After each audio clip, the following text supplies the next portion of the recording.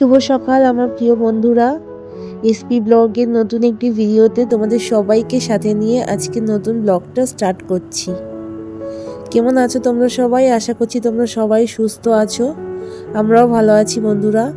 তো দেখো, ঘুম থেকে উঠে গেছি, এখন ওই 10টা মতো বাজে। উঠেছি অনেকক্ষণ আগেই, কিন্তু আর ভিডিওটা শুরু করার কথা মনে ছিল না। তো এই দিকের জানালাটা খুললেই প্রকৃতির দৃশ্য, তেমন তো কিছু দেখা যায় না, কিন্তু আজ হঠাৎ কার দেখা পেলাম দেখো, তাই ভাবলাম তোমাদের সাথে একটু শেয়ার করি। তো আমি ওকে ডাকছিলাম, তাই জন্য ও সাড়া দিচ্ছিল।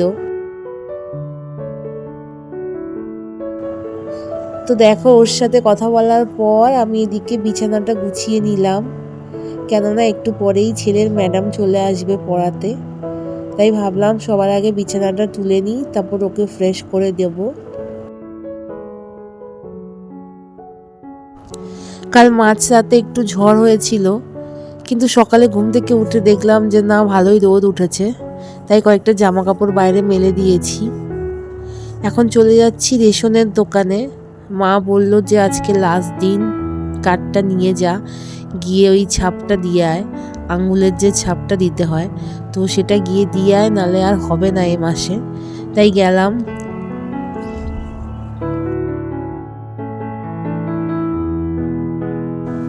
তো দেখো, এখন চলে এসেছি রেশন দোকানে। তো এসে দেখছি কাকু সবেমাত্র বন্ধ করছিল। তো আমি বললাম যে দেখো, এখন এসেছি, এখন করে দাও, পরে আর আসতে পারবো না। তো উনি সেজন্য আজকেই করে দিল, নালে বন্ধ করে দিচ্ছিল দোকান। তো এখন এটা দিয়ে আমি এখন চলে যাব বাড়ির দিকে। আর দেখি রাস্তায় যাওয়ার পথে একটা দোকান পড়বে মিষ্টির, সেখান থেকে ছেলের জন্য একটু কচুরি নিয়ে যাব।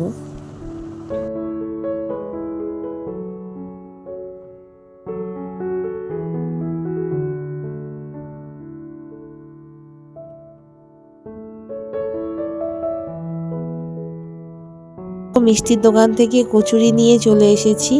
তো আমার কাছে খুচরো পয়সা বেশি ছিল না, 4টে কচুরি হয়েছে। তো আমি দুটো, ছেলে দুটো খেয়ে নেব।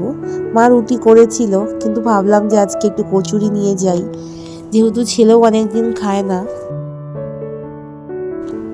মিশোতে দুখানা ওয়ালপেপার অর্ডার দিয়েছিলাম প্রায় 1 সপ্তাহ আগে। তো সেটা আজকে এসে পৌঁছেছে।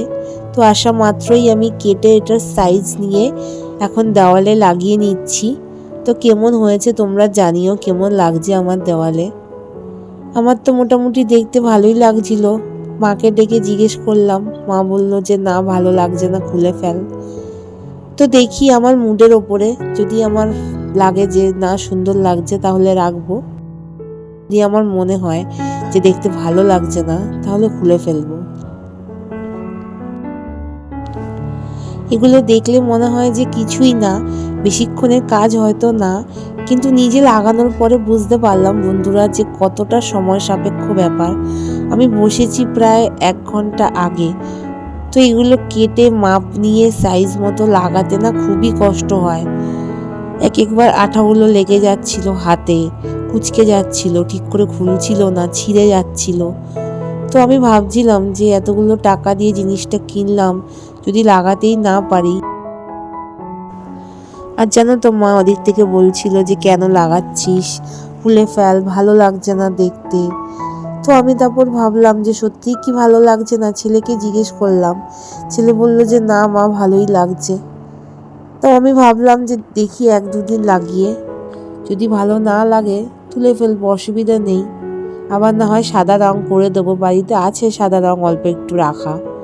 আগে যখন রং করা হয়েছিল দেওয়ালে, তখন একটুখানি সাদা রং আমি বাঁচিয়ে তুলে রেখেছিলাম, কেননা ঘরে বাচ্চা মানুষ আছে, কখন কোথায় দাগ লাগিয়ে দেয়। তো দরকার পড়লে সেই রংটা ইউজ করে ফেলতে পারবো, সেজন্য আমি তুলে রেখে দিয়েছিলাম।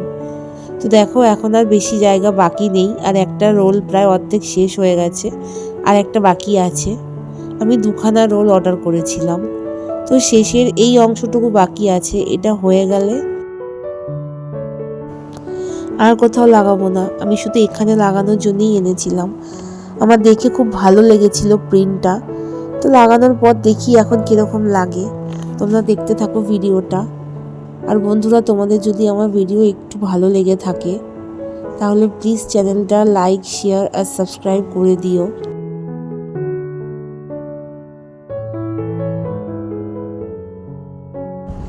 এখানে আমার ছেলে জানো তো ভিডিও আমাকে করে দিচ্ছিল, মানে ক্যামেরা ধরে রেখেছিল ও, তাই একটু নড়ছে, তোমরা একটু অ্যাডজাস্ট করে নিও, বাচ্চা মানুষ ধরতে পারে না। তো আমি বলছিলাম যে তোকে ধরতে হবে না, তুই আমাকে দিয়ে দে, আমি করে নেব। তো তখন বলছিল যে না মা, তুমি একা একা কি করে ধরবে, কি করে লাগাবে, আমি ধরে দিচ্ছি, তুমি লাগাও, আমি এটাই ভিডিও করে দিচ্ছি।